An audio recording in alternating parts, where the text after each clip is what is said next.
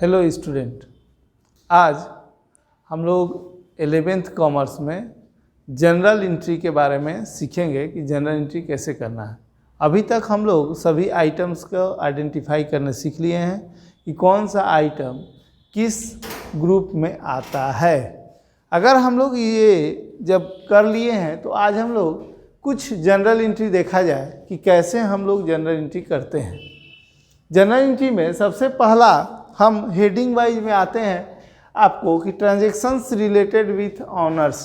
बोलता है कि जो ऑनर हैं, जो बिजनेस के मालिक हैं, प्रोप्राइटर हैं, उनसे रिलेटेड अगर कोई आइटम्स, कोई ट्रांजैक्शंस आता है, लेन देन होता है, तो उसका जनरल एंट्री हम लोग कैसे करते हैं, आज हम लोग ये चीज़ सीखेंगे। मान लीजिए कि लिखा हुआ है कि बिजनेस स्टार्टेड विथ कैश ₹50,000। अब इस क्वेश्चन में जब बिजनेस स्टार्टेड विथ कैश ₹50,000 दिया है, वैसे में हमको आइडेंटिफाई करना है कि इस ट्रांजैक्शंस में कौन सा दो वर्ड जो है वो लिया जाएगा।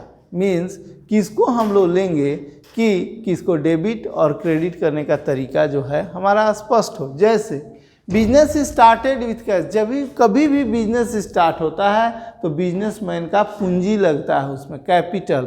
इसलिए एक वर्ड जहाँ भी स्टार्टेड आएगा कि बिजनेस स्टार्ट किया, बिजनेस में इंट्रोड्यूस किया, तो हम लोग क्या करेंगे कि एक वर्ड कैपिटल का लेंगे। एक कैपिटल किसी व्यक्ति, किसी ऑनर का कैपिटल होता है, और दूसरा जो है वो कैश से स्टार्ट किया है तो हम लोग कैश लेंगे। तो यहाँ कैपिटल और दूसरा जो है वो कैश आएगा।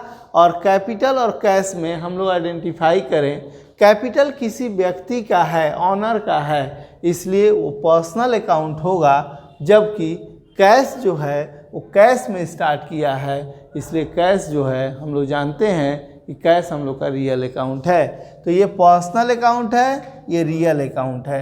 अब होता है कि डेबिट किसको करना है, क्रेडिट किसको करना है, तो वैसे में हम लोग क्या करेंगे कि इसके रूल को देखें। जैसे पर्सनल अकाउंट का रूल क्या है, debit is the receiver and credit is the giver. तो यहाँ पर जो ऑनर है वो बिजनेस को पैसा देने वाला है या बिजनेस से पैसा पाने वाला है।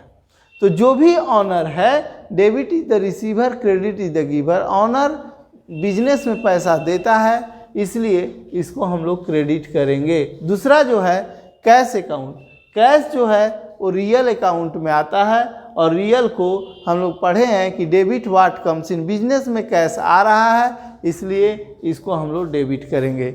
ये हमेशा ध्यान रखिएगा कि कैपिटल जो है बहुत लोग आइडेंटिफाई नहीं कराता है, बताता भी अच्छा से नहीं है कि पर्सनल अकाउंट है तो कैसे है और क्यों है। अब हम लोग जनरल एंट्री में कैसे लिखते हैं, हम लोग फॉर्मेट पहले जान रहे हैं कि date, particular, LF, amount, debit credit का लिखते हैं।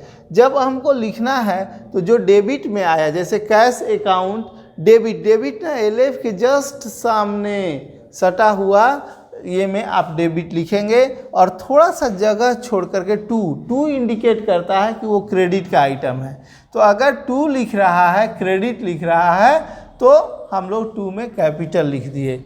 ये अमाउंट जो है, डेबिट का अमाउंट डेबिट वाले कॉलम में, और क्रेडिट का अमाउंट क्रेडिट वाले कॉलम में क्रेडिट के सामने लिखेंगे। जैसे 50,000 है मान लो, तो ये। अब हर एक एग्जाम्पल में जितना भी हम जनरल एंट्री बताने जा रहे हैं, आपको ये ऐसे करके नहीं बताएंगे। ये एक बार बता दिए, समझा दिए, बोल दिए कि आपका ऐसे प्रेजेंटेशंस करना है, आपको ऐसे प्रेजेंट करना है। अब हम हर एक में ये बताएंगे कि किसको डेबिट करेंगे और किसको क्रेडिट करेंगे, क्यों करेंगे। जैसे सपोज कीजिए कि लिखा हुआ है दूसरा एक example, amount withdrawal for personal use ₹10,000। अगर 10,000 रुपया निकाला है पर्सनल यूज के लिए, आप हमेशा याद रखेंगे कि जहाँ भी पर्सनल यूज की बातें आएगी वहाँ आप ड्राइंग वर्ड यूज करेंगे। जब मालिक के द्वारा पर्सनल यूज के लिए पैसा निकाला जाता है, पर्सनल यूज का काम किया जाता है, तो उसको हम लोग ड्राइंग्स कहते हैं। और चूंकि मालिक के द्वारा पैसा निकाला गया है तो पर्सनल यूज हो गया, ये पर्सनल अकाउंट है, ड्राइंग्स। दूसरा जो हो गया कैश में निकाला, अगर कुछ नहीं दिया कि पैसा निकाला तो कैश में निकाला, इसलिए कैश होगा। और हम लोग जो हैं इसमें कौन डेबिट होगा कौन क्रेडिट होगा कैसे जानेंगे, तो डेबिट ये पर्सनल अकाउंट है, वैसे कंडीशंस में डेबिट इज द रिसीवर और क्रेडिट इज द गिवर वाला फॉर्मूला से अगर हम लोग ये रूल से चलते हैं तो हम लोग ये पाएंगे कि ड्राइंग्स जो है हमारा डेबिट हुआ। क्यों? Debit is the receiver, owner जो है वो पैसा पा रहा है, एक व्यक्ति जो है वो पैसा पा रहा है, तो जो पाएगा उसको डेबिट करेंगे। और अब बोले कि नहीं भाई हम भूल गए, हमको याद वाद नहीं है कि किसको डेबिट, हम बोले हम रियल वाला हमको याद है, हमको ड्राइंग वाला एक भी याद नहीं है। तो ड्राइंग वाला एक भी याद नहीं है, रियल वाला याद है, तो रियल वाला से कर लेंगे, क्योंकि एक डेबिट होगा दूसरा क्रेडिट होगा। आपको ट्रांजेक्शन्स का 2 वर्ड पकड़ लेना है, बाकी सब सही हो जाएगा। जैसे ड्राइंग्स में वैसे ही कैश में, मान लो हम कैश वाला जानते हैं, रियल में क्या कहता है, debit what comes in credit what goes out.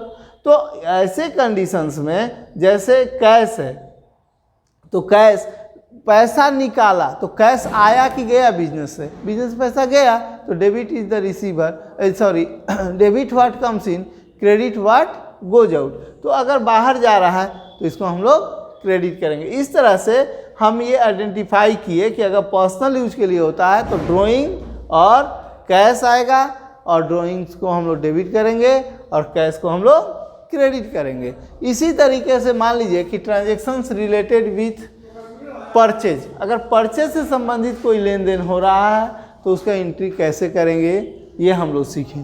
Purchase से संबंधित अगर हो रहा है, जैसे लिखा बाउट गुड्स ₹5000, हमने सामान खरीदा 5000 का। देखिए यहाँ जब भी गुड्स वर्ड दिया है, नाम नहीं दिया है, सामान खरीदे दिया है, सामान खरीदे, लेकिन क्या किया है कि ये नाम नहीं दिया कौन सा सामान खरीदे हैं।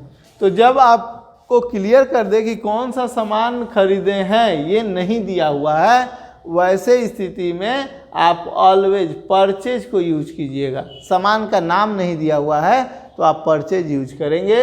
और कैसे खरीदे, जब कुछ नहीं दिया तो कैसे खरीदे हैं, कैश से खरीदे हैं, तो एक परचेज हुआ दूसरा कैश हुआ। तो परचेज चूँकि खर्च है इसलिए नॉमिनल अकाउंट में आएगा, और कैश जो है वो रियल अकाउंट। किसी एक का नियम जान जाइए कि कोई भी खर्च हो तो उसको हमको डेबिट करना है, इसलिए परचेज को डेबिट करेंगे। और कैश जो है बोले नहीं हमको ये वाला रूल याद नहीं है, नॉमिनल वाला, किसी एक को जानिए। ये अगर डेबिट जाने तो एक क्रेडिट बोला, ये नहीं जानते, कैश वाला इजी हम जानते हैं, कैश वाला कि debit what comes in credit what goes out. तो अगर वैसा है तो जब आप सामान खरीदे तो आपके पास से कैश आ रहा है या जा रहा है, जब आप सामान परचेज किए तो कैश जा रहा है, तो क्रेडिट व्हाट गोज आउट, जो जाएगा उसको क्रेडिट कर देना है। तो वैसे कंडीशंस में कैश जो है वो क्रेडिट होगा। इसी तरह इसी से रिलेटेड, परचेज से रिलेटेड आपके पास कुछ ऐसे वर्ड भी लिखे मिल सकते हैं। बाउट गुड्स फ्रॉम राम, मान लो राम से सामान खरीदा, फॉर कैश वर्ड यूज कर दिया, ये इंडिकेट कर दिया कि कैश में खरीदा गया, सामान कैसे खरीदा गया, कैश में खरीदा गया।